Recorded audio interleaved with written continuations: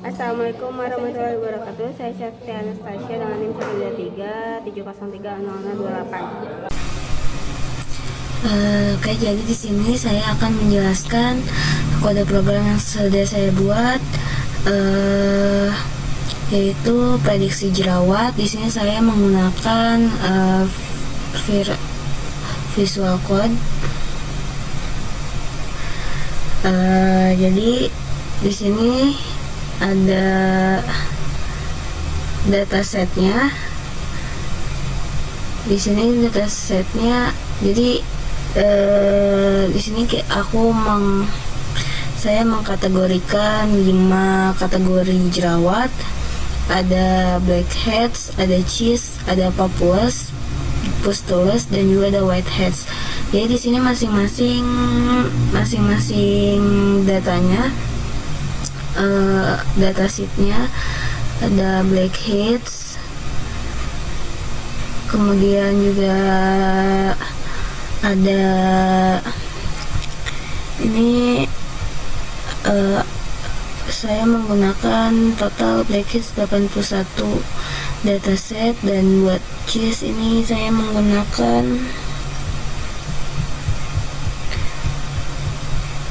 banyak data yang saya masukkan. Kemudian juga ada papules, pustules, dan whiteheads.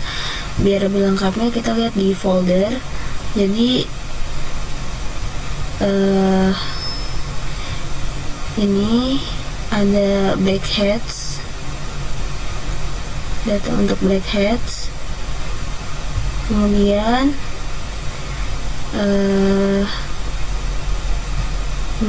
ada cysts, kemudian ada papules,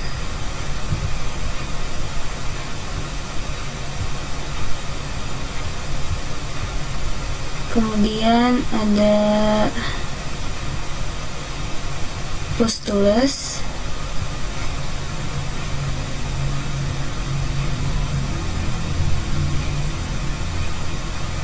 selanjutnya ada yang terakhir ada whiteheads ini. Lalu kembali ke kode programnya. Yang pertama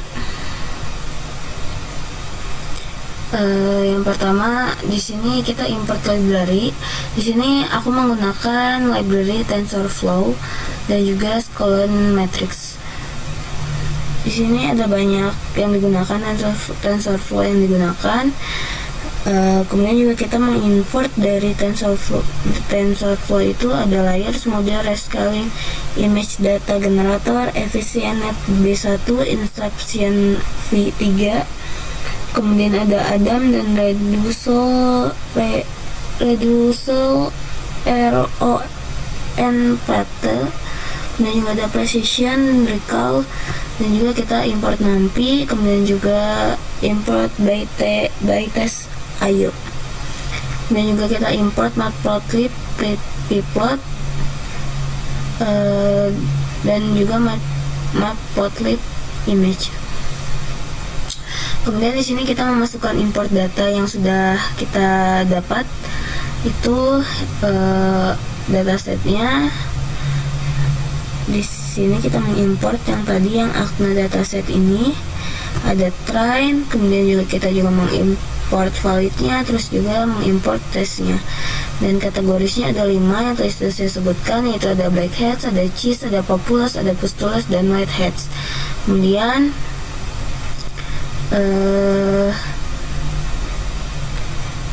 ini kita running untuk melihat apakah kategori ini tuh sudah berjalan pada programnya. Di sini kita lihat, di sini sudah berjalan gitu ya. Kalau ini example dari blackheads, kemudian juga example dari cysts, kemudian juga ada dari papules, kemudian juga ada pustules, dan juga ada whiteheads. Jadi kode program ini tuh untuk menunjukkan bahwa kategori-kategori ini tuh sudah ada gitu. Kemudian ini di sini ada sample array.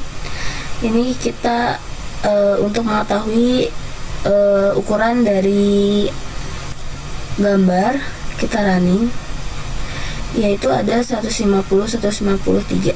Ini ukuran fotonya gambar. Terus di sini ada optimasi. Di optimasi ini kita mendefinisikan train voltage dataset, kemudian juga kita memasukkan beberapa kode yang ini untuk train dan ini untuk valid dan ini untuk tes.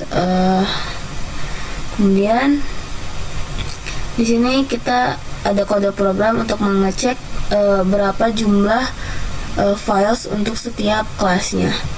Jadi kita coba running lagi. Nah, ditemukan 2778 files. Kemudian juga di sini ada 921 dan juga ada 918 files. Dan ini ada image-nya itu ada 153 dan juga labelsnya ada 5. Dan untuk validation dataset HAPSAP-nya ada 150, 150 dan 3. Kemudian untuk labels validation datasetnya ada 5.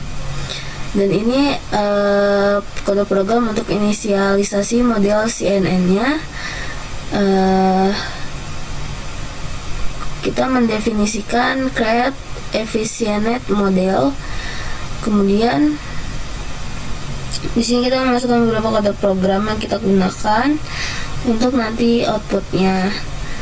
Kemudian ini untuk kita running untuk kita tahu summary-nya. Kita running, jadi kita tahu kalau layernya ini kode program yang kita gunakan itu kesimpulannya tuh ada di summary yang ini. Layernya ini, layernya ada input layer 4, sequential, efficient, B0, global average polling, dense 3, batch normalizations, dropout, dense 4, batch normalization, dropout, dense dengan masing-masing output sheet yang ada di sebelah sini dan juga param yang sebelah sini. Jadi total paramsnya ada 23.444.013 dan trainable paramsnya ada 5.849.729 dan non trainable paramsnya ada 45.095 dan optimizer paramsnya ada 549.189. Kemudian ini ada example untuk prediksi HAPSAP-nya. Jadi kita tahu HAPSAP-nya tuh berapa. Ini kita bisa running aja. Jadi kita tahu kalau misalkan prediction HAPSAP-nya itu ini masih loading. Nih ada 325. Kemudian ini juga kita harus tahu apakah 5 kategori ini sudah berjalan baik atau belum. Jadi kita menggunakan scalan untils import dari class wake itu untuk mengetahui 5 kategori ini sudah berjalan atau belum. Sini juga kita import nampi as np, kemudian juga class labelsnya kelas ini seperti biasa buat output aja.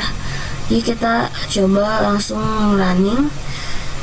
Jadi kita tahu akurasi dari setiap kategorinya.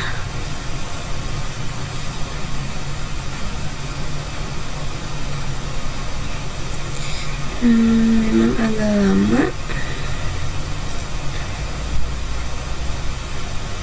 Nah, di sini ada 5 kategori dari 0 sampai 4. Dimana ini kategori untuk pertama, kedua, ketiga, keempat, dan kelima dengan masing-masing itu jumlahnya di sekitar 0,7 sampai 0,9. Bahkan di sini ada yang 2,8. Dan di sini ini untuk epoch di sini menggunakan ePOS 10. Sebenarnya bisa menggunakan dinaikkan ePOS-nya, cuman saya menggunakan 10 karena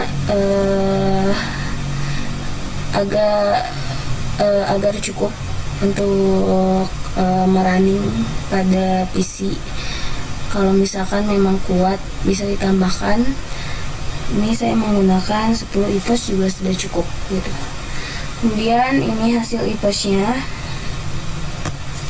Dan ini untuk evaluation-nya.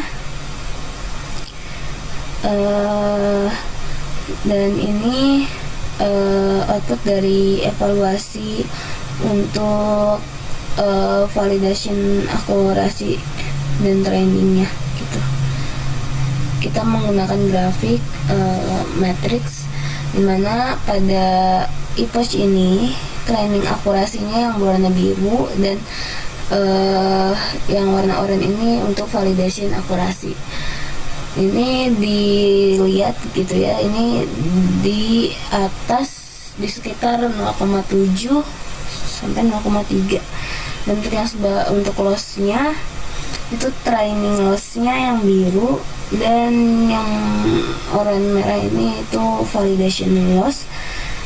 Dari grafik ini sudah kita ketahui kalau misalkan program ini cukup untuk bisa dilanjutkan gitu, untuk mengambil data menggunakan kode program ini. Di sini kita juga menggunakan angka, tidak hanya grafik. Di sini ada angkanya. Tes loss-nya itu di 3,76 sekian. Tes akurasinya di 0,745. Tes precision-nya ada di 0,804 dan tes recall-nya ada di 0,69. 39 di sini juga cukup untuk kita percaya pada kode program ini gitu. Akurasinya cukup baik gitu. Kemudian di sini kita buat juga conversion matrixnya supaya kita bisa lihat akurasi dari kode program ini. Kita import NumPy, Sklearn, juga Seaborn, kemudian juga Matplotlib, Pplot. Ini kita masukin kode program untuk conversion matrix, dan ini hasilnya, dimana ini ada blackheads, kemudian juga di sini ada cheese, dan di sini ada populus, dan ini ada pustulus, dan juga ada whiteheads, dimana yang sumbu X, sumbu Y ini untuk true, dan sumbu X ini prediksi. Kemudian di sini juga kita mencoba memasukkan data, dimana kalau misalkan prediksi versus aktual gitu, dimana kalau misalkan berbeda maka akan berwarna merah tulisannya, dan apabila sama maka tulisannya akan berwarna hijau di sini. Apabila benar berarti hijau, apabila salah dia akan merah. Nah, di sini kita ada 30 data.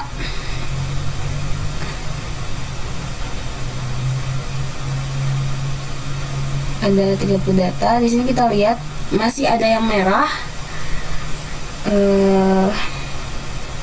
Sekitar 9 dari 30 data ini akurasinya cukup rendah, tapi masih bisa kita gunakan gitu untuk pembelajaran. Nah, karena kita sudah tahu akurasi dari kode program ini, jadi kita langsung testing. Nah, kode program testing ini memasukkan pil from pil import image, kemudian juga kita ada import NumPy, kemudian juga ada TensorFlow, juga ada Matplotlib, Pplot. Nah, ini kode programnya yang digunakan. Kita langsung di sini saya sudah mencoba menggunakan wajah saya sendiri. Di sini kita memasukkan 3 kategori top 3 prediction, dimana saya ada menunjukkan hasilnya, yaitu ada cheese sekitar 83% dan ada blackheads sekitar 13,61% dan whitehead sekitar 2,69%, dan yang paling besar di sini 83,01%, dimana prediksinya adalah cheese. Di sini saya coba menggunakan data lain, misalkan saya menggunakan ini, kita copy relative path, kemudian kita ganti image path-nya menjadi gambar yang pengen kita tahu gitu, yang pengen kita cek. Ini garis miringnya kita juga ganti arahnya.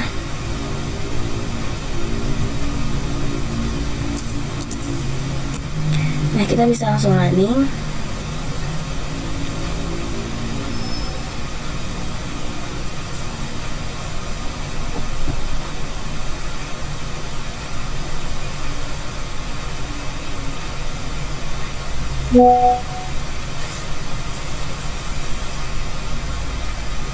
Nah, ini itu cheese. Ketiga prediksinya ada di sini cheese 54,40%, fustulusnya 29,20%, dan whiteheadsnya 19,93%. Kalau misalkan di datasetnya ini benar cheese, tapi di sini akurasinya 54,40%. Kita coba menggunakan gambar lain.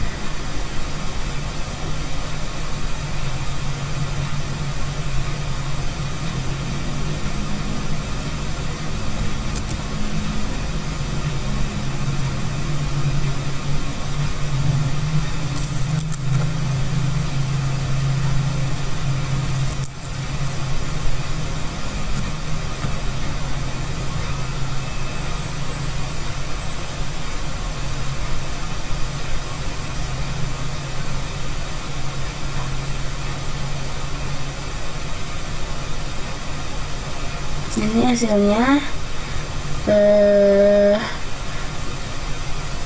paling akurasinya paling banyak itu ada pada pustulus 87,06%, kemudian juga ada jerawat cheese 10,64%, dan ada whiteheads sebesar 2,16% kemungkinan. Jadi sekian kode program yang sudah saya buat untuk prediksi jerawat. Terima kasih. Wassalamualaikum warahmatullahi wabarakatuh. Sekian, wassalamualaikum warahmatullahi wabarakatuh.